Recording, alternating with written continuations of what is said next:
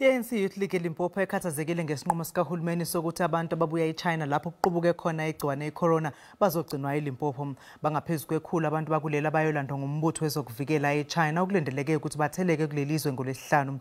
Ihhotela elingaphandle kwasePolokwane kuthiwa lenza amalungiselelo okwamukela labantu uma befika.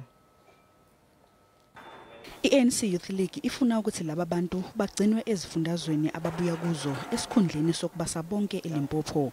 Ithi lesi sinqumo sizobeka ingcupheni impilo yezisebenzi zasehhotela abazobe begcinwe kulo. Was saying that all those people must be distributed according to their provinces, because our feeling is that in the country of South Africa, we are having 9 provinces, whereby we are having 9 departments of health in all provinces. So can they go there, and also hotels in all the provinces and vacant land? It can't be Limpopo. Nezisebenzi zasehhotela azeneme ngalolu hlelo lokugcina kwalaba bantu lapho zisebenza khona.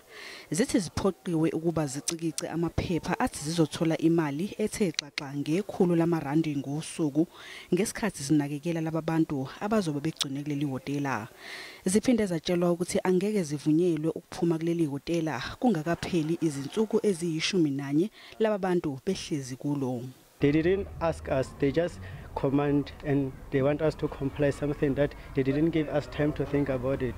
What they want is only beneficial. They only need money because of now they put our life in danger because of only 100 rand per day. Umnyango wezempilo wenqabile ukuphawula ngalolu daba. Uthi i-ANC iyona okumele ibhekane nezikhalo ze-ANC Youth League.